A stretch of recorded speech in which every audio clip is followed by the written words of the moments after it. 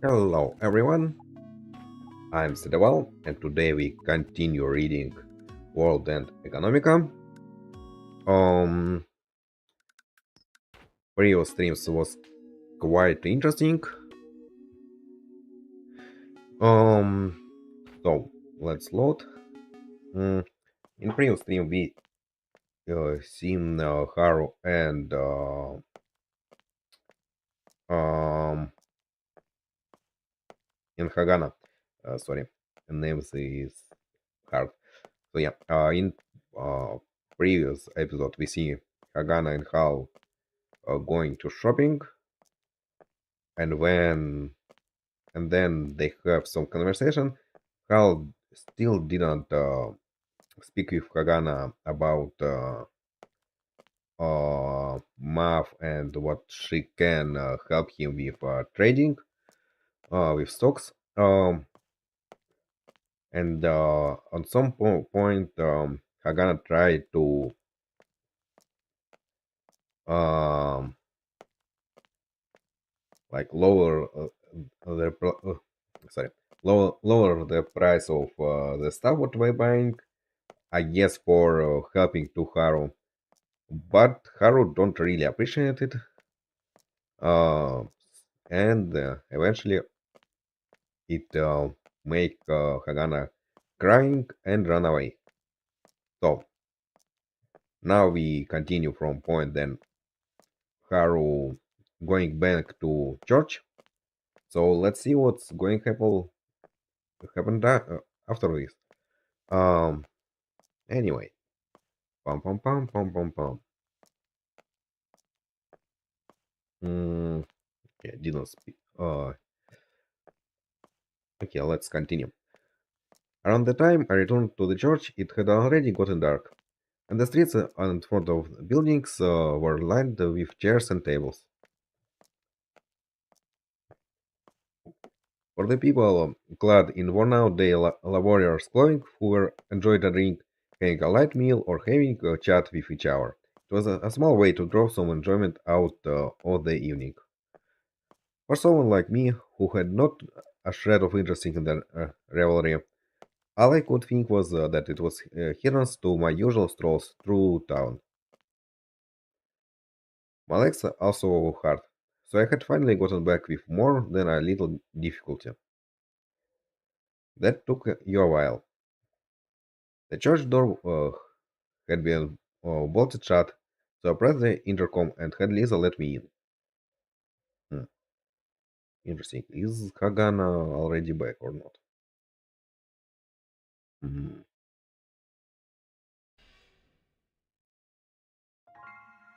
After opening the door, Lisa had a bewildered and shocked expression on her face, as if something very strange had happened. As I entered the spacious and empty church, the door behind me closed. So, why did you make Hagana cry? I guess she's back. Lisa signed as she asked me that question. Just, I, just as I had finally gotten back, to be questioned just like that was enough to make me want to start crying too. Like hell I know. Huh? Are you hurt? Of course, yes. This is what happened after she lashed out and kicked me in the shin out of nowhere. Looking at my leg, Lisa said nothing as she touched her own shin. Look, I have no time to be angry about it. Had no idea what happened there, and it wasn't like you could do anything once she started crying. What the hell was that? And on top of that, as soon as I get back, I get paid as a culprit. Sorry. Don't be upset. As I kept on talking, Lisa tried to alleviate the situation. She placed her hands on my shoulders and apologized sincerely. I tried to shake her off, but Lisa nevertheless held tight and looked at me silently. She was rather good at that stance. Saying Matt had started feeling silly, so I sat down on the couch. But I only would be at first concerned about her if a girl started crying through. Right, Hal? As irritating as it was, Lisa's reasoning was sound, so all I could was nod in agreement. Besides, I don't know what's going on either. Had totally thought you two would be going home all friendly and such. Huh? My rather displeased response, Lisa was taken aback. Calm down. She then put the palms of her hands together and looked to me. But Hagana didn't thank you. A dubious look crossed my face at Lisa's words, and the crease in my brow looked like it was going to twist itself. Huh? Thanks? There's no way she would have done that. And for what anyway? Ah, hey, really, what happened? Lisa also had a dubious look on her face as she asked. I sighed and answered her back. I don't know. When we went clothing shopping, Hagana really laid down the higher hugging the price down, and then I was going to pay full price for my share. She insisted on giving me back the difference on the higher price, but I didn't really do anything to deserve it. I said I didn't want the money after her unbelievable haggling, and then she kicked me in the shin. Just saying that made me remember how unreasonable it was. Besides, telling Lisa what I remember was weird enough. I was against going into any more details on the matter. Nevertheless, it seems that just listening to me was giving Lisa a headache as she rubbed her temples. Then she sat in a chair facing me, leaning back and spoke.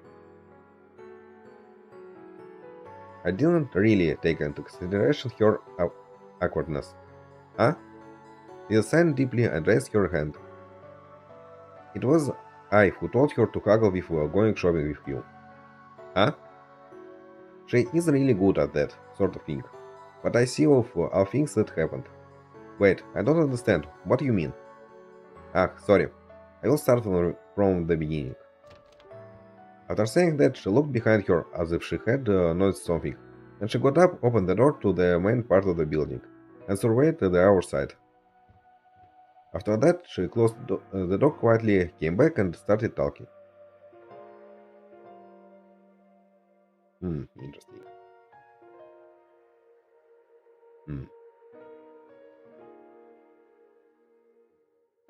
Is she expecting Hagana be here?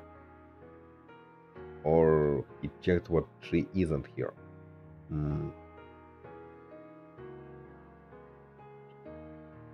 Well, remember that happened then Tayama came here. Ah, yeah. Tayama was probably really angry, right?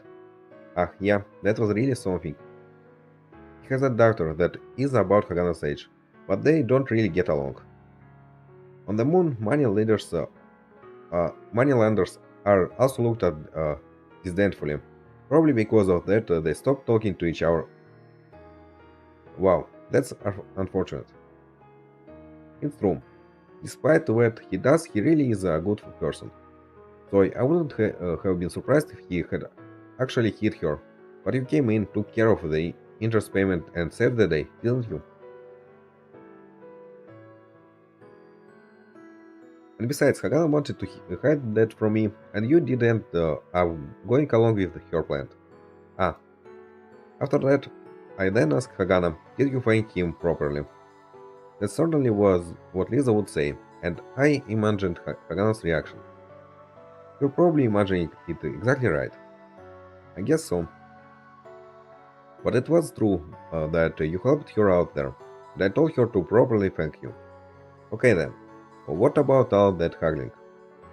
Yes, she's rather good at it after all. I told her to thank you by haggling over price since you probably didn't have any more money left. That's why, well, you might not like the idea of it, but Hagana was probably in high spirits about it. So yeah, as expected, Lisa don't know what Haru actually has the money. Anyway, these little seemingly apologetic words were in actuality swirling around in my mind. It was true that Hagana's way of haggling was strange despite her harsh personality.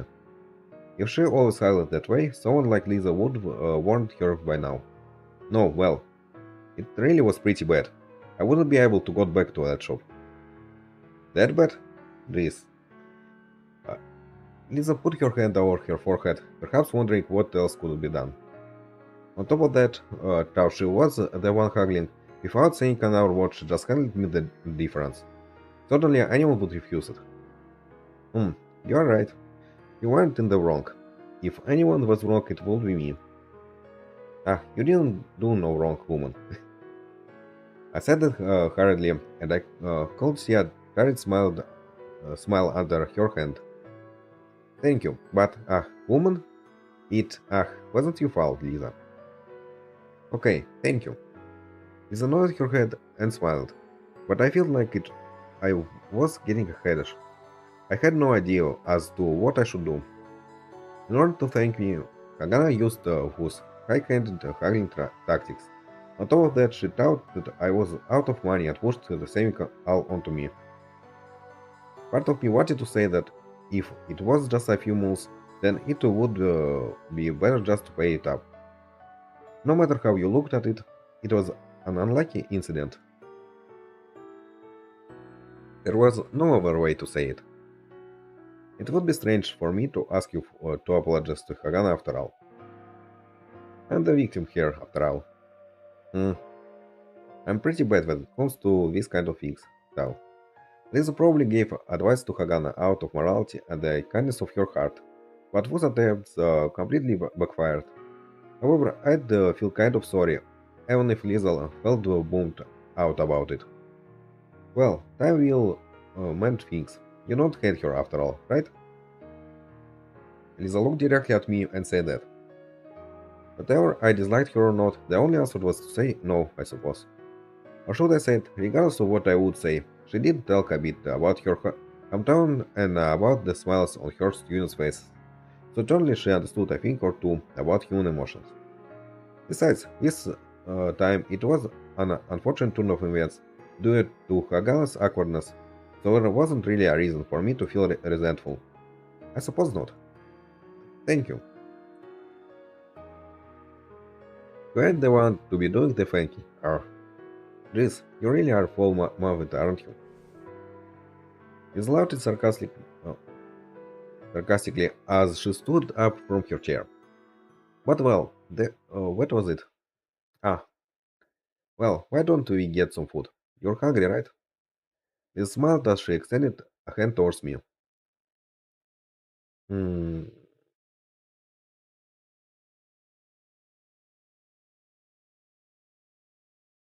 by the way, hmm, there is chance what to make him say what he don't hate Hagana because Hagana actually listening.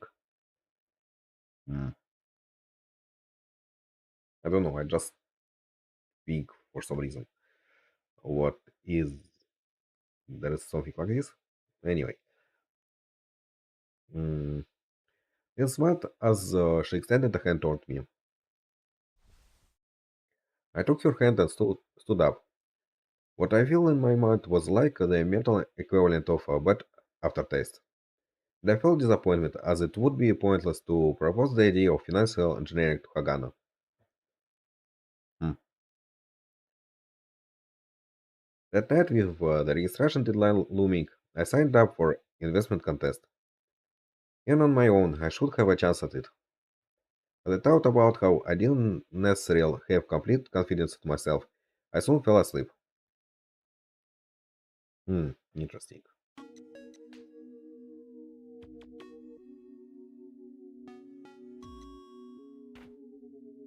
So he decided didn't talk with her about it. I mean, makes sense. Hmm. I mean, he probably still gonna talk about it with her later on. Anyway, the third investment contest sponsored by Razinger Economics Research Center. The investment contest took place in a virtual world, but the securities market prepared for the event was uh, practically no different from the actual one. There were companies, balance sheets, dividends, and from time to time unforeseen incidents, mergers, and even bankruptcies. The only links to reality were the exchange rates. interbank interest rates, the various energy markets, and the lunar clock. The contest ran for half a year with a total of 100,000 participants. At annual one time, roughly 20,000 out of them would be conducting trades at their own place. Each person starts with 10 million virtual moves and can trade for a total of 40 days. Right, let me read it again for myself. Hmm.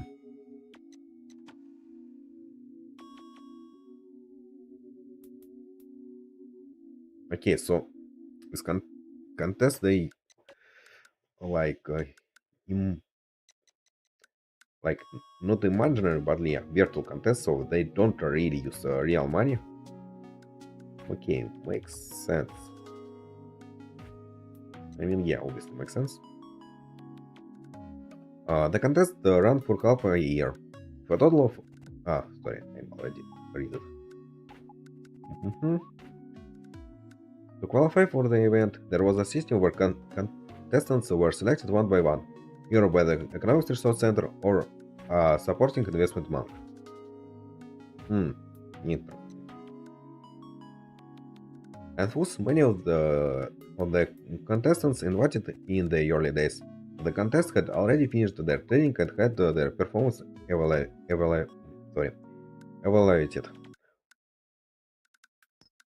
Yeah, how to actually get invitation, I suppose. Um, the performance results were broadcasted and updated in the real time. Currently, the top-ranked participants, who went by the handle Mr. Trush, managed to earn 45 million moves in 19 days of trading. Information from the Economic Research Center mentioned that many big shots investment pros also participated for fun. So it was rumored that Mr. Trush might have been a top of the league fund manager, or someone from the proprietary trading division of an investment bank. At the, bref- at the breakfast table, well, uh, upset, sorry, absent-mindedly eating Liz's ham and eggs, I spilled coffee on my leg just as I had finished gathering that information. Hmm. I guess you aren't willing to be careful. Did you get scalded? Ah, I took the napkin and wiped myself minimally and simply started the computer without wasting time, putting the napkin back. Hal, his loud voice brought me back to reality. Did you get scalded? She laughed cheerfully as she looked at me. It was enough to get my heart pounding, as I had my hand on my chest when I realized that the napkin was still in my hands before I gave it back to Lisa. So, did you get scalded? Hmm. No, I'm fine. No matter what you are doing, it can wait till after you finish eating. The clunky sound of tableware brought me once again back to reality from the screen of my computer. Knowing the waste of time, it would be it, sorry.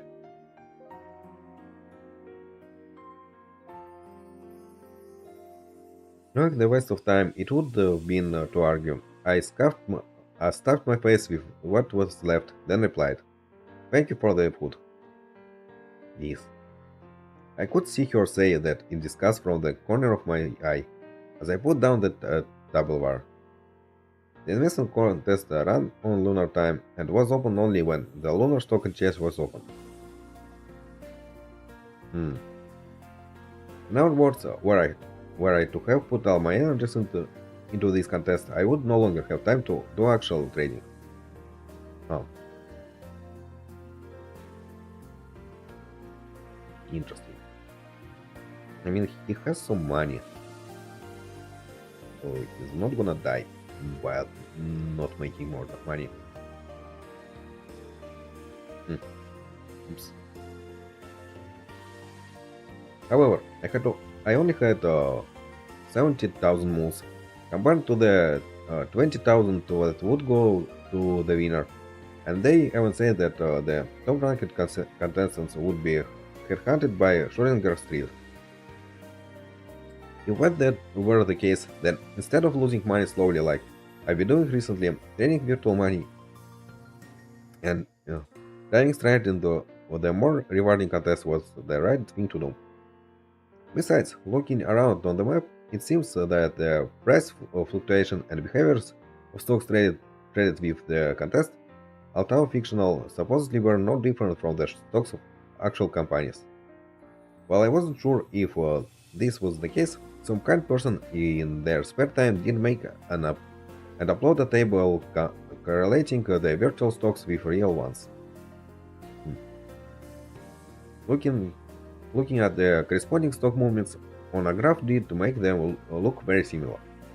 For now, I had downloaded the table and saved it, and without even taking my eyes off the screen as my hands searched for my coffee cup, I ended up knocking it with the backside of my hand.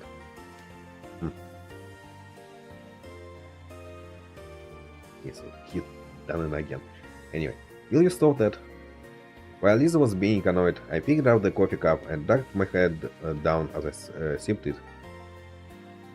Jeez, that's right, Hagana. I would have returned my focus to the computer as usual, but somehow the mention of Hagana at the end of your sentence had caught my off guard.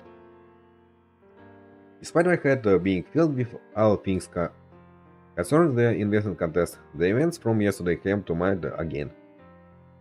Today, I need to help with a lecture at the university, so I won't be around. You better be sure to eat lunch, okay? Hearing no response, I took a quick sidelong glance. I could see Hagana with her usual sour expression turn away and nibble at her bread. I'm waiting for an answer. With a smile, Hagana had stopped munching on her bread and turned hesitantly towards Lisa. It appeared that whatever there was a need to eat lunch or not was a point of contention with Lisa. But then again, when I would be immersed in trades, I would not have any time to eat lunch.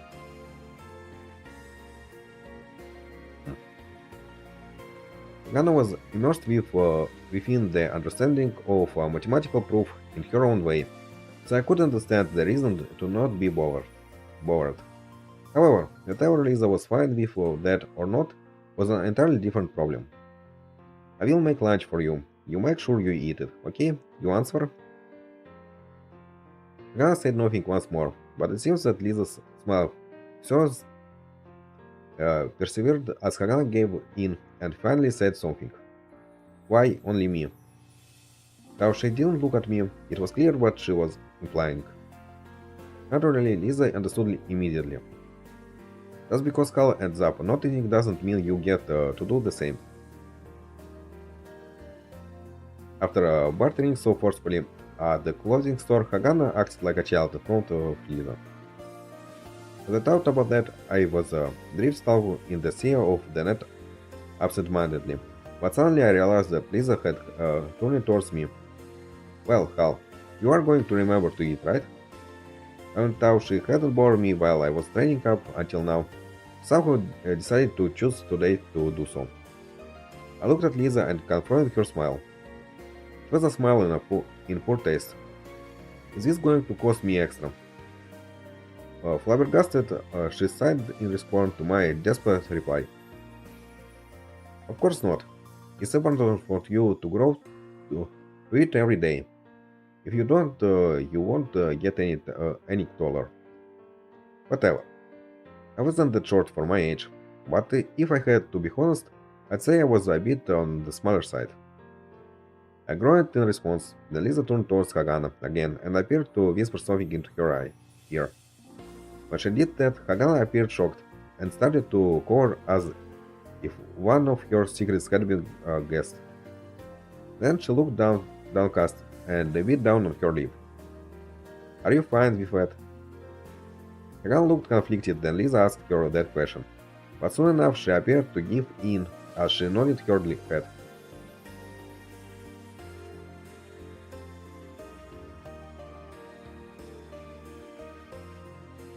What the heck did she say anyway? I was perplexed until Hagan looked up slightly. It was clear what she was looking at, so I was able to hit upon a theory.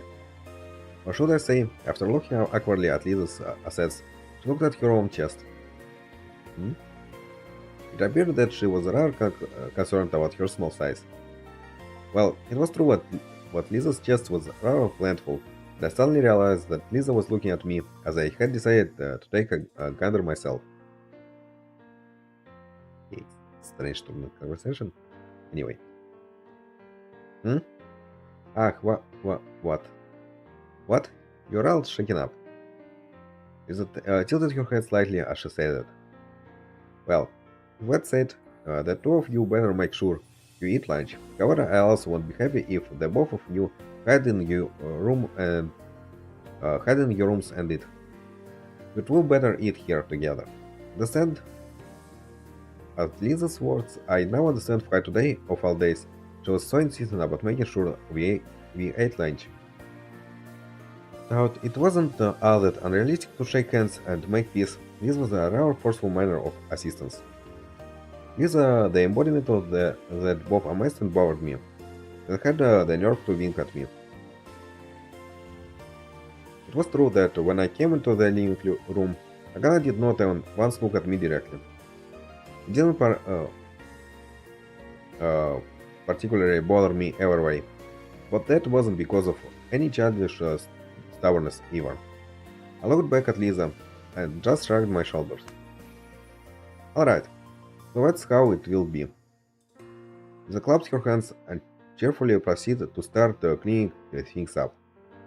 I didn't know why she was so enthusiastic about it, but as I focused on my computer screen, I stole a glance at Hagana. As usual, Hagana had a sour look at her face and continued to chew on her bread, as if I didn't exist.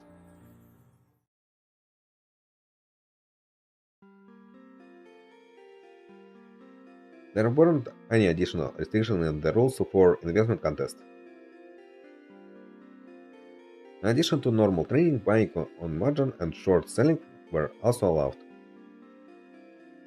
There was no daily restriction on the number of transactions, only a 0.1% transaction fee on the value of the stocks traded. The only special rule was that participants only had 40 days of trading once they started. On top of that, after whose 40 days were up, they wouldn't just close up all the position and calculate the totals. It was simply that no more transactions could take place after that point. So if you held on to stocks, their values would continue to change.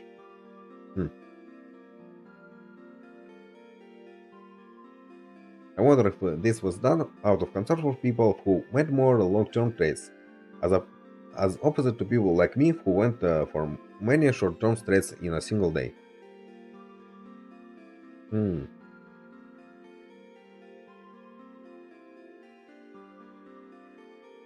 It's interesting rule from story perspective. Like, I mean, it's a bit cliche, but there is a chance that there will be something like, uh, when Chucks is gonna lose, but then will after some stocks go up.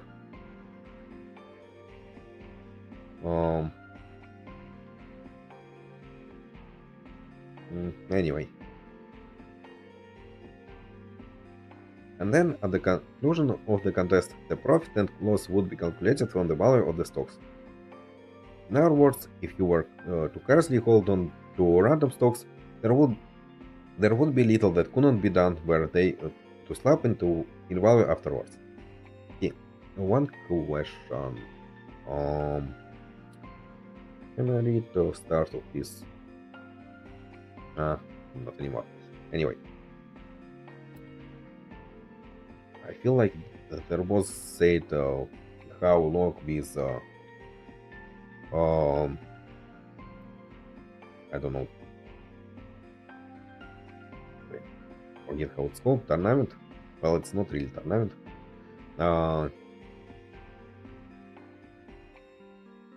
But yeah, I don't remember how long it gonna last at all. I believe it was more than 40 days. Mm. So it's just interesting if Haru actually start to do stuff or if he just got information for now.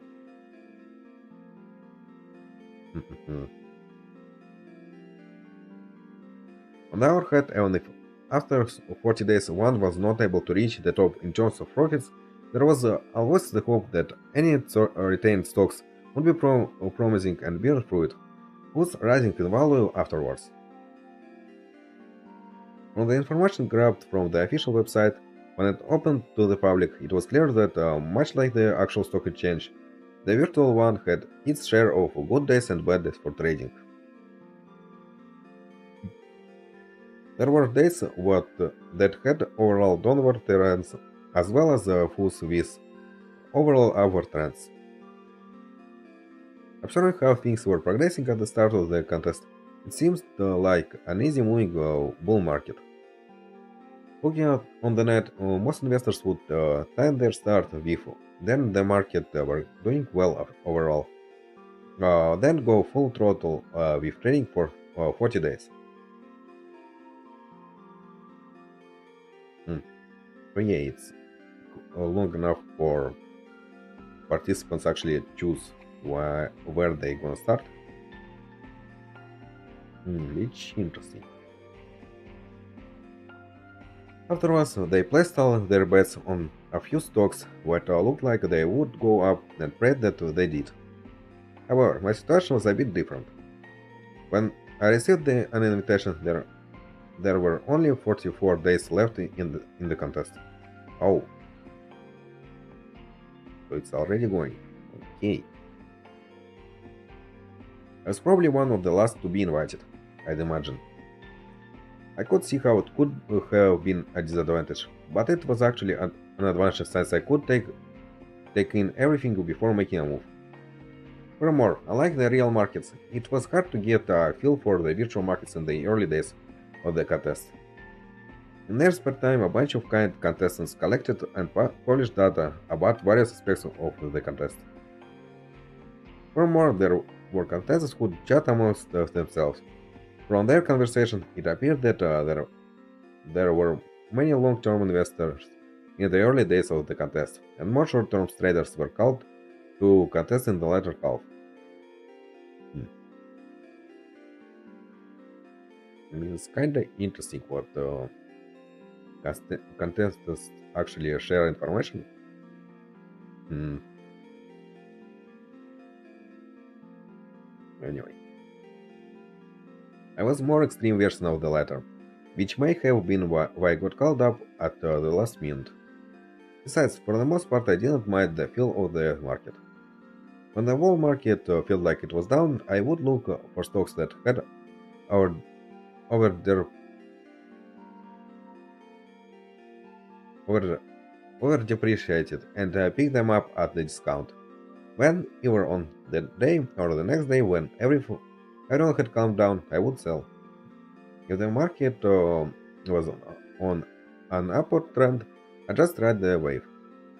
There are many methods when it came to trading, uh, but I traded using the simplest of strategies.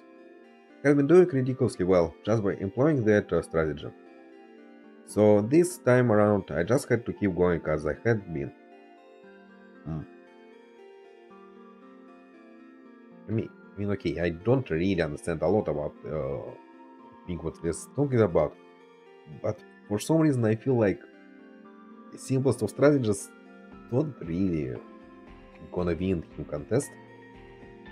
Hmm.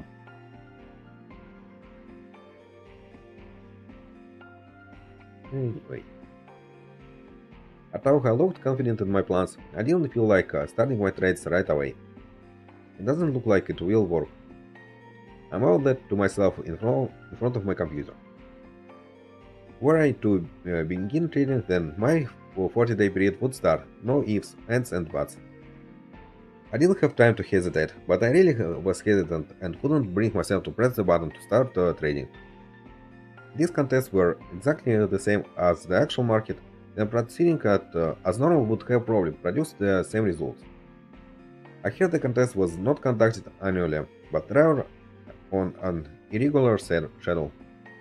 I also heard that this contest was part of an experiment to see if the real market could be reproduced.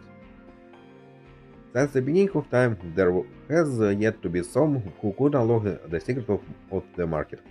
And the greatest investors out there of infallible logic and reasoning, and Mr. Infallible himself could still lose big.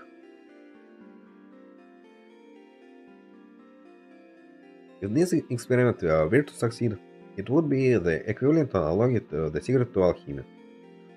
Of course, investment banks and funds were a bit more realistic than that, and it seemed that they basically used this as a means to fish for talent. And to unlock it to like me, it didn't look like the organizers were a monolithic entity. It appeared that the lunar government also had its hand in this. So perhaps there was some reason known only to grown-ups that the contest was held irregularly. Sorry.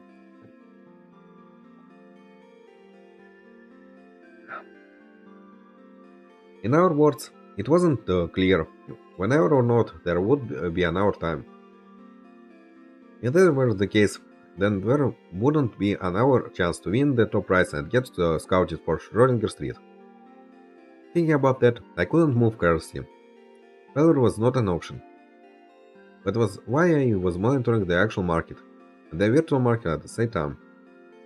But what should I do at this late hour? I didn't feel like using the computer while sitting properly at the desk, so I placed it on the floor and sat cross-legged in front of it. I mumbled to myself as I sat cross-legged, legged, and then placed my hands behind my head before looking up and falling backwards. If I had a different method. While I looked at the ceiling, I went over what I knew about the various methods of trading. There were three main techniques when it came to trading stocks. Even then, owning stocks was basically owning a piece of corporation. One technique focused on the basic principles that sound corporations would rise in value while bad ones would drop. Looking over the minute financial details of a corporation's performance and examining the product they manufactured before investing was a fundamental way of trading. The second technique was to ignore such fundamentals and focus solely on the price fluctuation of a stock to gain maximum profits. Um,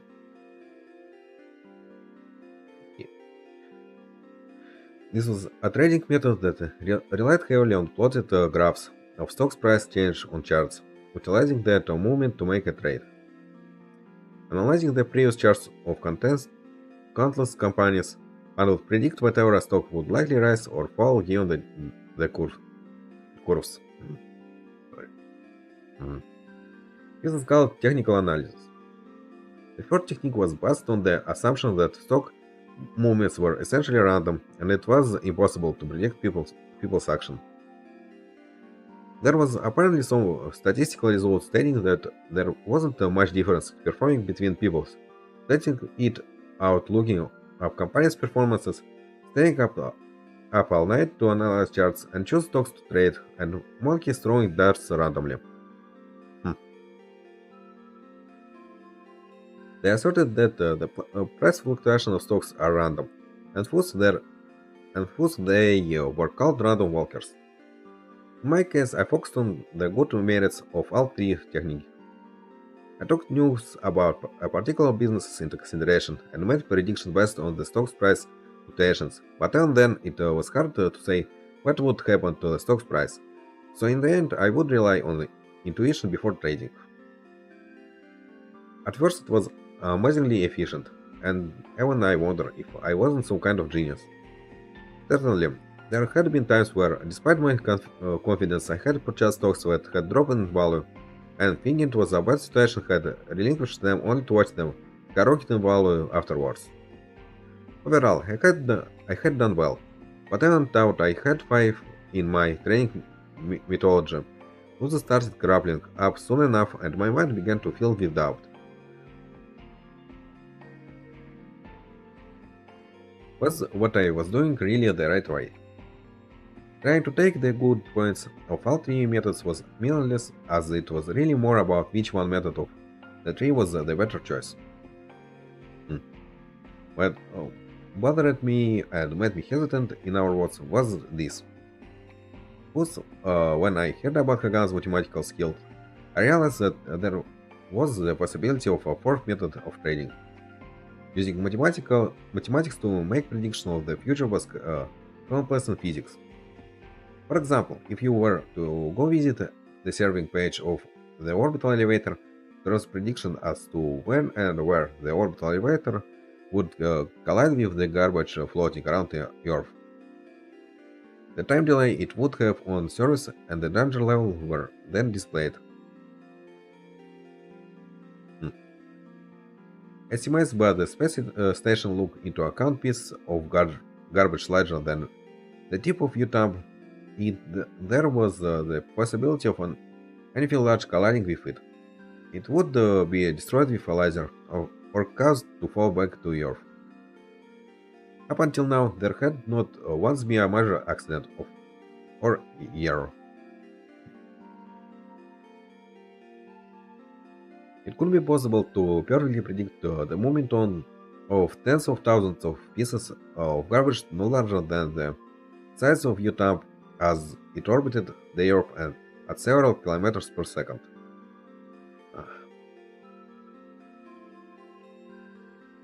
Yeah, I will be honest, it's kinda lost me. Uh, Everything that's going on, like stock, garbage and stuff. I mean, I understand in general things what talked about, but still. Mm, anyway,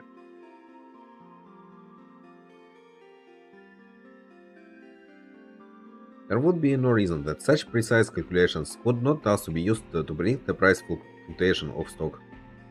Those who believed in that theory were called quants, and there was apparently a smattering of them who held PhDs from Lunar University. Hagana possessed the talent and was able to mimic the training methods of quants. As I thought about that, I realized that it was practically a pipe dream. Only if Hagana were able to understand all of that, it was an entirely different thing for her to agree to help me.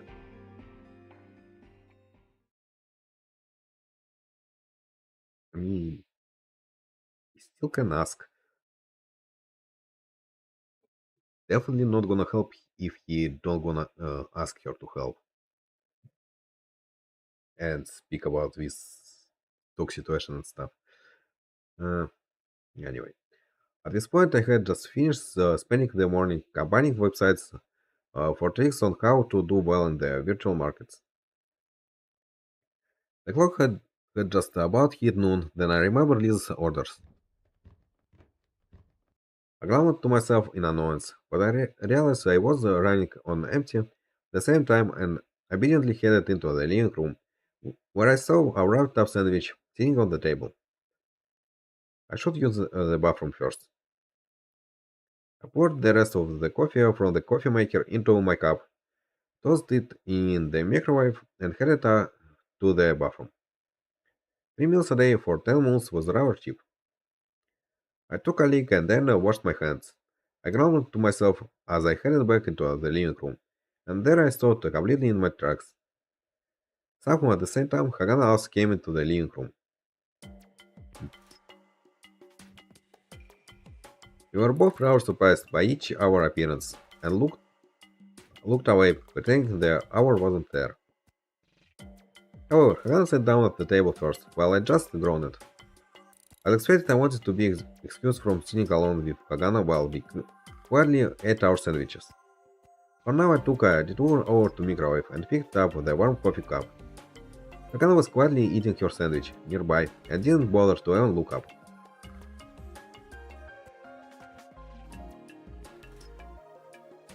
I heard from Lisa that Hakana really pushing haggling at the clothing shop yesterday was her way of pranking me. If that were the case, then it was possible that I was being insensitive in what I said. But on top of not knowing about that, Hagana had kicked me squarely in the shin. Rather than it being a favor to me, could Hagana apologize to me properly then? That's what I thought. But judging from the silent Hagana's mood, I could sense her anger pretty clearly. Was I so wrong? I wanted to ask her. I guess Hagana might just be more of a princess type after all. I shrugged my shoulders as I sipped on my coffee, and I headed back to the table as I thought about taking the sandwich back to my room to eat. It was at that moment that I was aware of Lisa's computer, which sat in a random spot on top of the sink. A beautiful camera, the kind of you use for video calls, was powered on and pointed directly at the table. Seriously? The wood goes that far. In my mind I was disgusted by this, but I honestly had to tip my hat to her for going to that length. Besides, if I took a deep breath and thought about it, and how we were all living together under one roof, thinking about how long I'd have to stay here did depress me.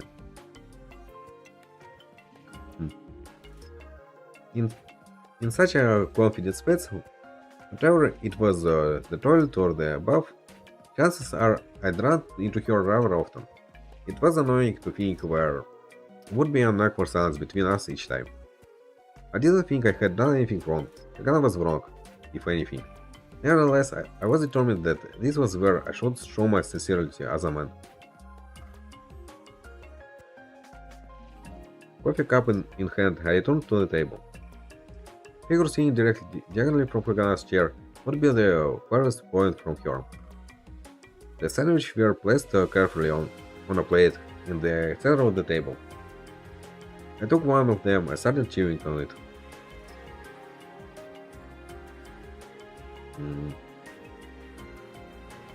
But by showing sincerity as a man, he means just sit with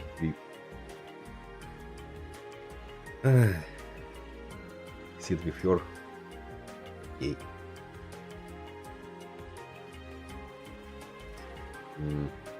It appeared to be handmade by Lisa. At least the ingredients were certainly very grown up. There was tuna with leafy greens and beans, and there was lean meat in between.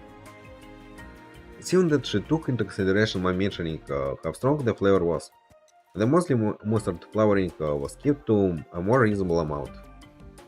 While Hagana's small mouth was halfway done eating her sandwich, I had already devoured my first. I licked my fingers and took a sip of coffee before reaching for a second. It was then when I spoke to Hagana. You were fine without anything to drink. I thought I had chosen something harmless to say, but Hagana did not look up at all. Want me to make you some coffee? I spoke out to her again, but I didn't get even the slightest reaction out of Hagana. Her disregard for me was almost refreshing in a way. Despite my attempts to meet her halfway and compromise, it didn't appear that she wanted to concede anything. While I wondered why I couldn't get out of this gridlock, I decided that since I'm already tried to reach out to her, I might as well try again. Hey! I changed the tone of my voice slightly, which caused Hagana to react. Though she was ignoring me, it wasn't as if her ears were closed to. Hagana stopped eating, and I took that time to speak. Hear from Liz in regards to what happened yesterday. Hagana did not respond, nor did she look up. It was your way of thanking me, right? Hagana did not reply, as expected. However, she did go back to eating her sandwich. On top of that, she was eating more quickly than before. How should I say this? I didn't know about that, and I spoke without thinking. I mean, it wasn't that I wasn't thankful for you bringing the price down, but well, it isn't that. I then wondered how I ended up rambling like this, and I was fishing for words to break the deadlock. And at that moment, shut up. Hagana replied with a simple phrase. I was completely taken aback, and I started Hagana. Hagana stared at the table, as if something bad about her was written on it. And then, after a short period of time, she started eating her sandwich again. And this time she was going even faster than before. It was clear that she was angry. No, wait a sec. While I was left dumbfounded, it was as if I felt some sort of major premonition. I lost my cool in the next few moments. I thought to myself if as it as if it were some sort of devil forecast. If nothing else, Hagana's actions were uncalled for.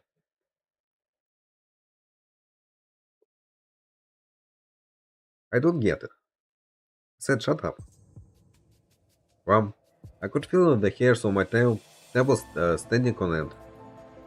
Why do you say that anyway? You were the one who kicked me without reason, and I am already in a worse position. So what is with that? Again, I did not look up. Surprisingly, the hand that held up her sandwich stopped moving.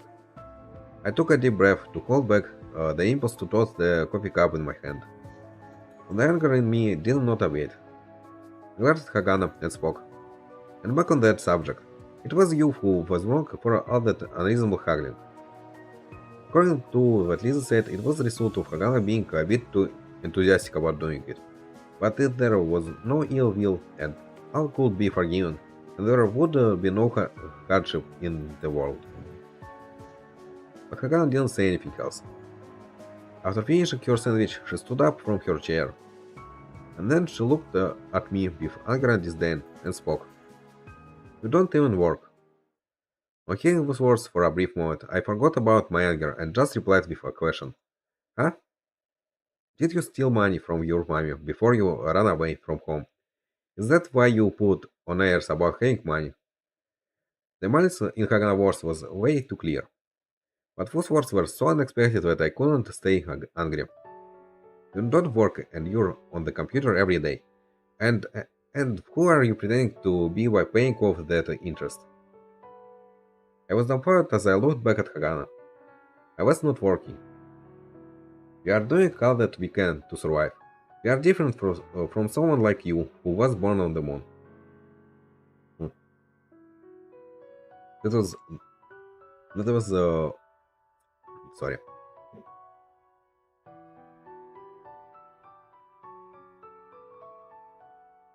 That was the one thing I didn't want to hear from someone who came from Earth. Hagana fired off those words one after another. Lisa is way too nice. I don't know why she would protect a punk like you. And then I thought it looked like she still had something to say. It seemed like she was so overcome with emotion that the word didn't come out. Hagana looked pained as she knitted her brow, then suddenly turned away and left the table. Wait. I called out to her reflexively, but Hagana did not turn back. Just like that time at the clothing store, Hagana did not look back at all and left the living room. Before long, I could hear the door to her room close. Once again, I was left there, dumbfounded. But at least it wasn't like that time at the clothing store, when I had no idea what was going on. I remember the look in Hagana's eyes when she said that I didn't work. That was the look that out in my mind when I first came here. That was the source of Hagana's crabby attitude, it seemed. What was going on in her mind was the same that she came to the moon because she was bugged, and that she also financially burned the place she fled to after running away from home. On top of that, even with her mathematical ability, which she used to teach children, she was probably dismayed that she couldn't help solve their fundamental problems. And that same Hagana who served me on the computer every day in the church probably saw me as a punk kid who just played around all day after running away from home.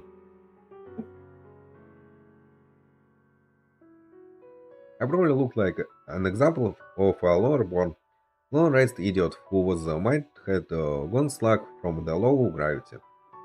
Knowing that now, how Hagana was acting didn't seem all that unreasonable. I wasn't really angry about anything at that point. I didn't quite settle the problem down. For example, should I go to her room and knock on her door in order to tell her what it was all misunderstanding? The fact that I was making a huge profit on the stock market and not actually playing around on the computer. Should I say that she shouldn't misunderstand me? And after I said that, Hagana would open her door, show understanding and apologize. Of course I didn't imagine that would be the case. I just figured it was impossible given Hagana's stance. If everything it was a matter of timing. He couldn't not do what was already done. I learned that many a time from trading stocks. I scratched my head and signed. I realized that it didn't really matter whatever Hagana liked or hated me, but it really wasn't good feeling for her to have animosity towards me due to a misunderstanding.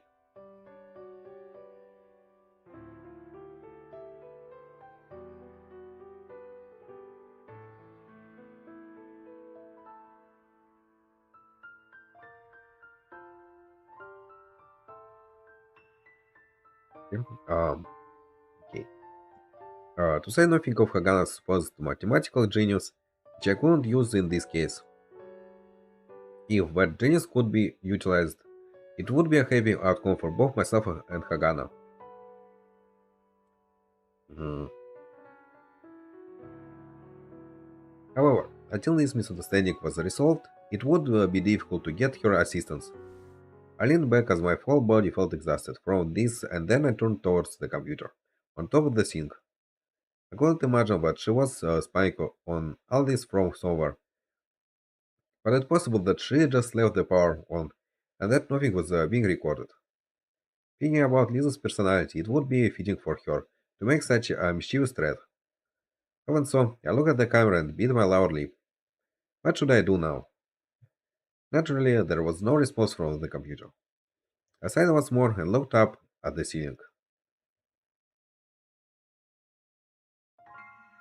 Due to what happened with Hagana, and also not being able to find a good investment technique, I started balancing the trading on the investment contest virtual market.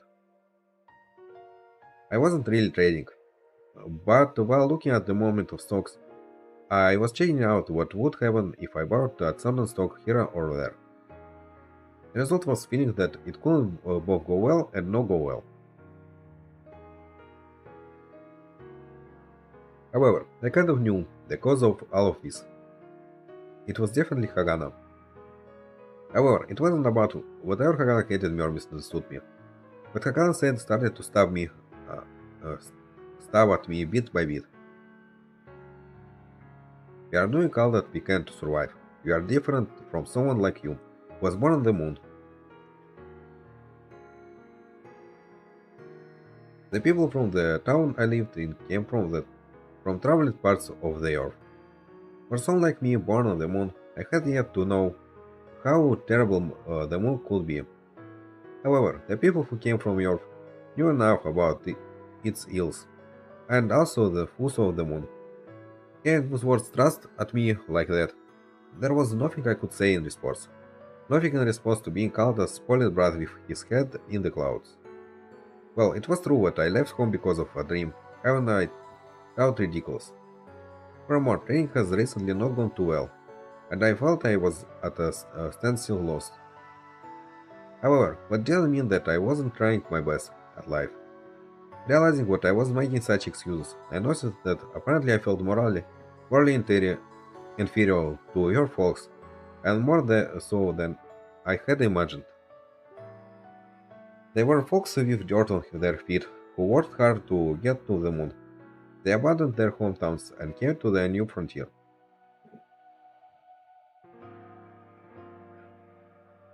Otherwise, they would be dragged along by the unreasonable system in place in the world. When it came to understanding the harshness of reality, I hadn't really had the same experience Hagana had. I wasn't an adult like Lisa either. Even though I had managed to earn 70,000 moons, it wasn't like any hardworking person couldn't save that up. and it certainly wasn't enough to live on for the rest of one's life. Mm, I mean, I feel like now he's a little harsh on himself. Anyway. Raur, if my training hadn't gone well, I would have been. Sorry. Raur, if my training hadn't gone well, I would have been a classic moonbred loser with no education, no money, and no idea of the hardship of Earth.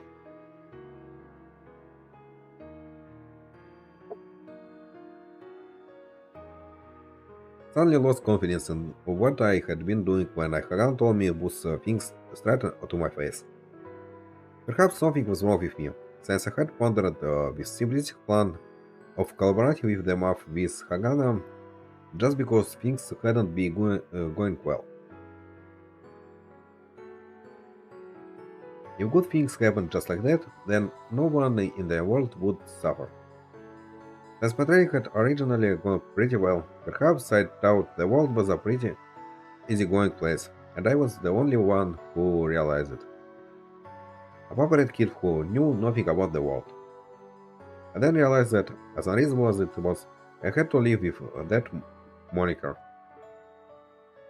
I couldn't focus on training the stocks in the investment contest, as it seemed that something that was clouding my doubts.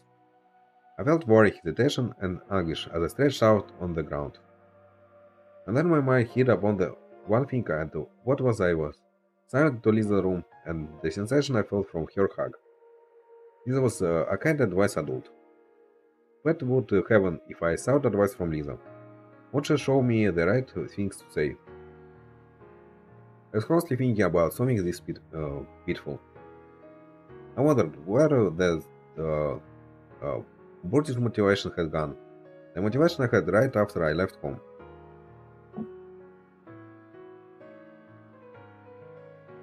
Perhaps I was just naive about how society works. Perhaps I didn't have grandiose dreams to go where no one had gone before, and to be the only one to rise where no one had before and leave my footprints there. I kind of realized what I was about ready to cheer up. And I knew what thinking about it only made things worse. I could not stop. But that's why, if I didn't hear a strange sound from afar just then, I might have drowned in the waters of my own insecurity. Hmm? I opened up my eyes. I looked towards the door, and after a brief moment, I couldn't hear the sound again. The dim dong sound was akin to wood being struck. It was then when I realized someone was at the door. However, despite the fact, I decided to continue to lie down and sleep on the floor. The sound came a third time after a brief pause. Somehow or another, I had a sense that it was sounding more impatient. Speaking of visitors, Chris came by last time. It seemed that she was delivering things for the family, businesses during the lunch break from school without stopping to eat. If it was Chris at the door, it would be a shame for her to waste her time. At that moment, the intercom chimed, and I stood up and hurried out of the room, figuring that Hagan was not going to come out. The intercom chimed fourth time, and then fifth time. If it was Chris, it was possible that she really needed to use the bathroom. Thinking about that, I opened the door to the church after rubbing my eyes, just in case. On that instant, I felt it was plain good luck that I didn't instantly send my first piece flying out. Hmm, interesting. Is Lisa in? The sound of the intercom chiming a fifth time almost sounded resentful, or the long wait as I came upon the gloomy face at the door. It was Tayama, the money lender. However, the intensity of that gloominess was lost, most likely due to his obvious fatigue. What do you want? Hmm. Izzy is in today, right? Tayama didn't respond to my question, so I asked his once more. I got annoyed instantly, but I did realize that it was probably just a mere outburst of anger. She ain't in. She isn't in? He said something about going to the university and took off. Ah, coming out with a lecture then. Liam understood at once and nodded. It seems that he knew more about Lisa than I did. I see, but we should help you with classes at the university. And she should be returning soon. Would you mind if I waited for her? As he said that, he tried to slip past me and head into the church, but I grabbed his shoulder reflexively.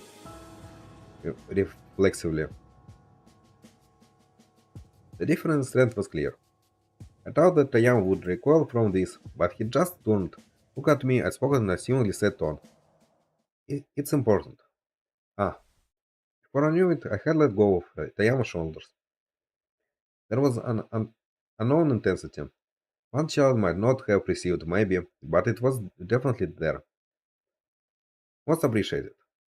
On top of that, he bowed his head lightly. Hmm. I said nothing else and just mumbled to myself. May I come in?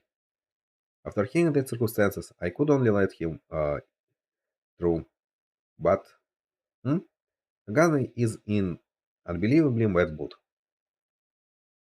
I said that with complete seriousness, to which Tayama smiled wearily.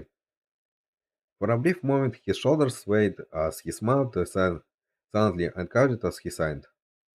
I will be careful. However, kid, you know how things are supposed to work in this world, right? Perhaps he wanted to ask me to protect him if Hagana started calling him names again. I felt it was only fair, but I'd be so happy if I got acknowledged for that. It was just like Lisa said. I hid my embarrassment and turned away. You may come in. Pardon my intrusion. I let Tayama inside the church and closed the door. Hmm. Yeah, we probably should stop something around here, but let's read this part because I'm kind of interested what's going on. Anyway, Tayama removed his hat and bowed his head a bit in front of the crucified bearded man located straight across from the entrance. Hmm, interesting. Was the matter so important that he had to pray to God? I thought about that as I let Tayama in.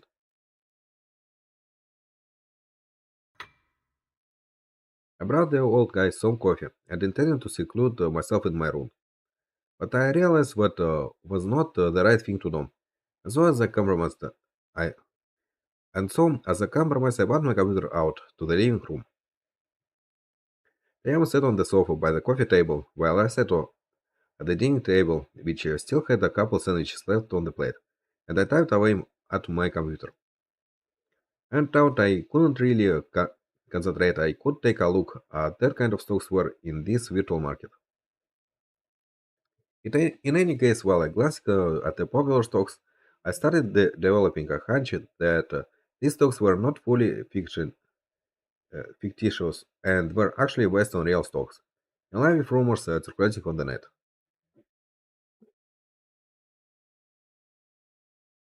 Are you playing some sort of a game? Liam asked me as he poked his nose in on what I was doing. Something like that. Hmm, I see. He sipped his coffee and I appeared uninterested as he looked from afar. He spoke again while in that state. Is it interesting? Don't ask me such strange questions. I thought to myself as I looked up. I guess. I see. What? Oh, nothing. I just thought it was nice that it was interesting. I shrugged my shoulders and returned to the screen. Your desk must be difficult. At my words, he craned his neck towards me. However, instead of getting angry, he allowed it hoarsely. It isn't so bad, but I guess it's because of this face. People often think that way because of it.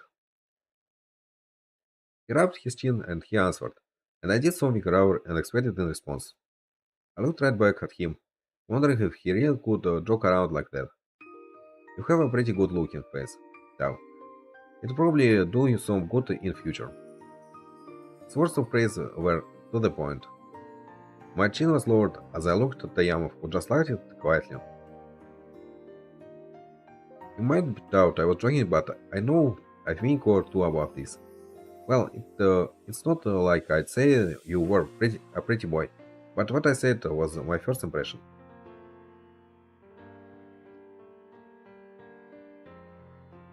When I gave up trying to figure out whatever he prized me or not, the Yam gave a laugh loud. Hmm. 1 second. Is everything alright?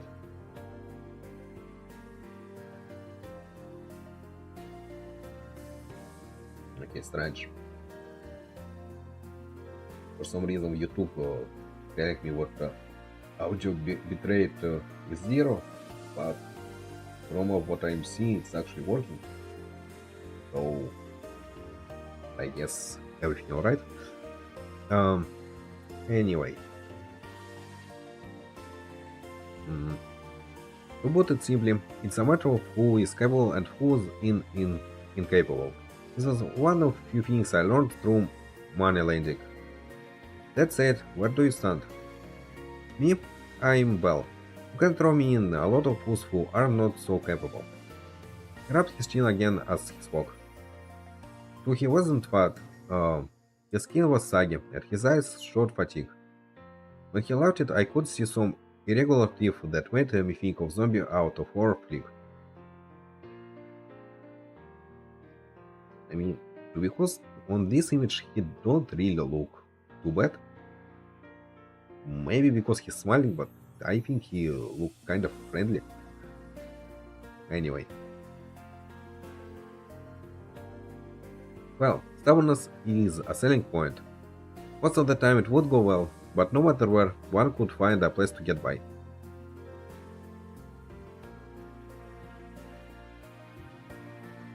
I mean, okay, when he's not smiling, he don't really look good.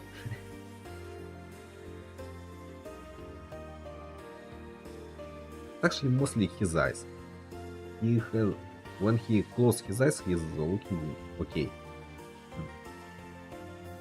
Anyway. Well, I guess they are like mice. I see. I ended up laughing dryly at how apt his self-description would fit. On that point, Lisa's reliable Lemon thought she's young. That's something you're born with, and not something you can train yourself to do. She's reliable. That was a good description of Lisa. Well, what about Hagana? He piqued my interest, so I tried to ask him back. The young grimaced upon hearing Hagana's name. He came back to what happened before, but he nodded the response and answered. As for that girl, I'm not too sure. Well, it is true, I can see that she's clever, but that is about it.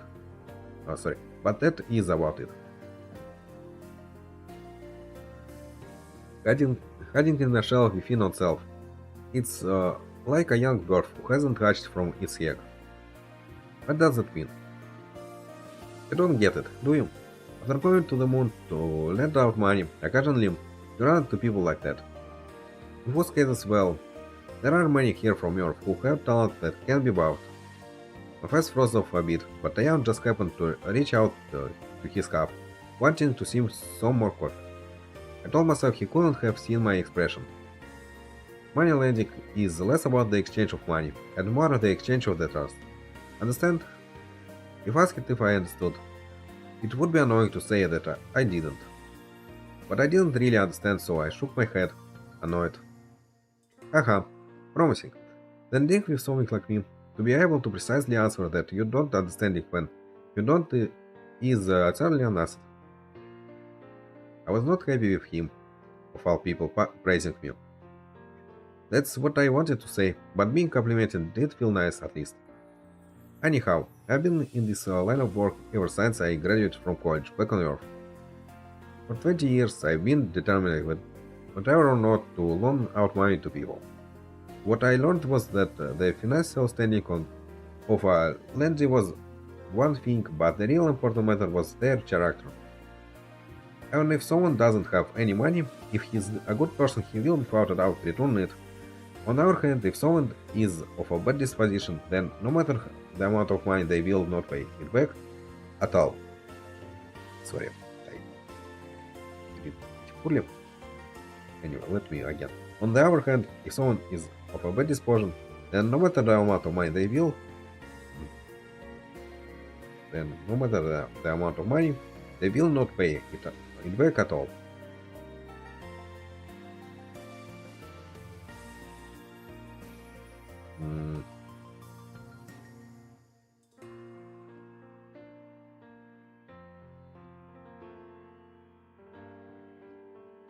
For some reason, I feel like there should be comma. But I don't really know punctuation. Punctuation? Or I think so. In English, in Russian, we really like use commas, so I'm not sure. Anyway, but there's another type of person that you shouldn't loan money to, and that would be people like that girl. Diane once again sipped on his coffee. For some loaning money in a less fortunate, rundown area like this, there was some level of emphasis in his words.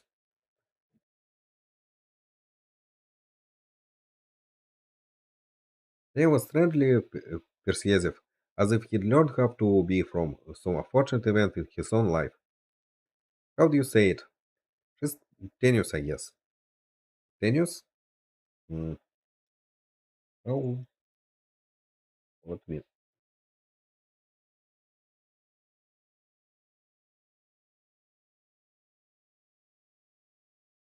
Actually, read it correctly. Tenuous. Okay, exactly. She's not completely removed from reality, but I get the feeling that she isn't firmly planted in it. After a certain point, she's just like our people. She would greet her teeth like normal people, be happy like normal people, and get angry like normal people. But what's the point? In the past, there is only resignation. And because of that, she wouldn't even mind dying. Perhaps she doesn't feel like she has any value. I don't think she really thinks of herself as something precious. Tayama stopped talking, and a distance look came into his eyes. Perhaps his eyes were reflecting on a life that wasn't so straightforward. If one doesn't even believe in one's own importance, then there is no way one would value the money of others. Things that won't be paid back, won't be paid back. And that is that. You do not think about what others think. You don't pay heeds to how you are. No matter what happens, everything is viewed through a cynical lens. Lending money to people like that is not possible, no matter how talented they are. You loaned out money to such people before. Yes, I have. While on Earth, I was a banker. In order to start a business, many people came to me. There were people like that, people more pathetic than myself, who'd hit a Renaissance set in their hearts. But they appeared to be excellent candidates. A large amount of money was loaned out. The first all went well. But at some point or another, they stumbled, and I looked on wondering if they were fine with that. For myself, this is a business where I must have faith in the lending to lend them money. For the person I can trust and loan money to, if a simple failure makes them shrug their shoulders, throw everything away, and then proceed to simply be tired of life and hug themselves, well, I would be equally disappointed. I didn't like this kind of talk. The young who was doing that kind of talking didn't seem to enjoy it either. That girl gives off this mentality. But she is still young, and it's fortunate that she crossed paths with someone like Lisa. Very lucky. If one's luck is good, then one can break out of the egg. Doing so, they are able to chirp and warble. To be able to raise one voice like that is one way to endure true life. In that regard, kid, you don't seem like one to be timid and whose perhaps nothing troubles you either. Diana seemed to be laughing mockingly at me, which was enough to anger me, but I no longer thought of him as a bad guy at the very least. An unfortunate person, perhaps, but he didn't seem to be bad. Besides, she still had something to protect, so that girl is indeed lucky. When I came here to collect the interest, she was really quite hostile. That girl, she ran away from home, right? When he heard it suddenly, I couldn't hide my facial expression. Diane looked at me calmly and shrugged his shoulders as a bit. Uh, Lisa was the first person who stood up for me, I suppose. It was, uh, it was as if God or perhaps Buddha manifested himself, I suppose. Hey kid. What? Well, it's understandable for you to see it with rage and to vilify me, but you must protect a girl like that. People like that aren't bad themselves. It's mostly just the environment they were brought up in. She came from an Asian-colored country where there were boundless crags and needle-sharp conifer tree forests. The winters were long, the summers short, and the sky would sometimes open up with a blue so brilliant you'd believe it was God's work. I couldn't imagine Hagan leading a happy life. Mm. Besides, until we went into that clothing store, I felt Hagana was close to me. Having Hagana's strong arm at Hagelin was the result of her determination, according to Lisa. Nonetheless, I did not know about that, and I had rejected Hagana's sincerity. Furthermore, I had ended up paying off the interest for Lisa, someone Hagana tried in vain to protect. Thought she might have been grateful. Very poor would put Hagana in an awkward position.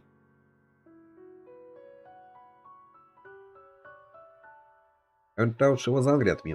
There was probably nothing she could do. Besides, she's a cute girl, isn't she not? Well, my own careful mouth and cuteness wouldn't be a match for my daughter. I couldn't tell if that last set of words were a joke or not, but those words made it worth it for me to hear him out, and I forced out some laughter through my nose. Well, looks like I was talking a bit too long in there. There isn't anyone who would take the time to listen to me. Liam liked it in embarrassment and drank his coffee. I thought his smile looked unreasonably cool, and I was about to say that there certainly were people who'd want to listen to him. But then sound of a door farther down the hallway opening and closing prevented these words from coming out. Ah, looks like Lisa is back. David said that as he put down his coffee cup. Before long, Lisa was in the living room and she blinked in surprise as she noticed Tayamo. Did I need to make a payment today? No, I just wanted to speak with you today. Do you have some time right now? As he stood up, Tayamo hunched over, and he looked shorter compared to Lisa. Indeed, it looked like only a small matter, but since he'd said it, I could feel that he really did go out of his way in how he acted. Perhaps this was another manifestation of someone with feet planted on solid ground. I thought to myself and started seeing Tayama as a grown-up in his own way. Oh no, I don't mind, but did House do something to offend you? Just as I was thinking about that, Lisa spoke up abruptly. Tayama turned to look at me just as Lisa was, and he allowed it quietly before turning back to Lisa. He had an entertaining conversation. Oh my. Lisa was actually surprised, but I was a bit hurt by her reaction. What exactly did she think I was anyway? But well, okay, I understand. So we wanted to talk about the loan then. No, I'm here to talk about how to grow lilies. At Tayama's joke, Lisa laughed and nodded disappointedly. For the lender and the lending, it seemed that they weren't tied together as if by fate. In that case, I thought, it's a bit cramped, but please come to my room. If that is possible, then I would appreciate it. Tayama followed after Lisa. Watched them go, then suddenly Lisa stopped and turned towards me. Al, what? Keep an eye on Hagana, okay? She had to put it was that way, since there was no telling how Hagana would try to help. She found out Tayama was in Liza's room discussing loan terms. However, in the exchange from earlier, I didn't know whether or not I'd be able to make any guarantees on my surveillance duties. Well, that's what I wanted to say, but I realized I couldn't really, couldn't,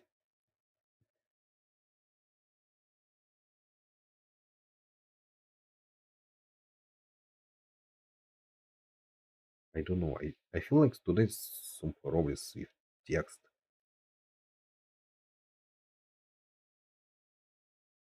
Wanted to say it, else I couldn't really that.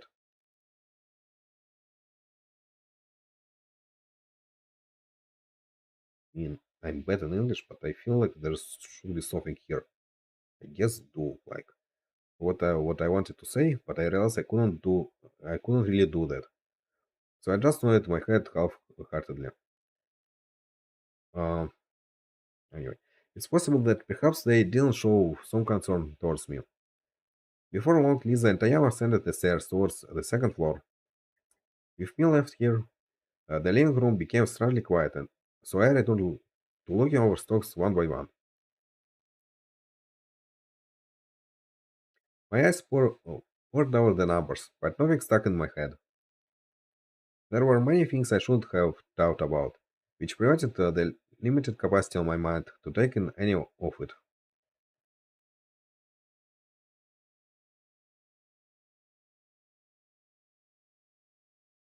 Afterwards, the day became dark as the program changed to night, and it appeared that Tayama had left. Or so it seemed as Lisa came down the steps by herself. He might have gone out through the door of the third floor to avoid running into Hagana. It appeared that it was a discussion that warranted sufficient preparation, and I could see if it in Lisa's facial expression when she returned to the living room.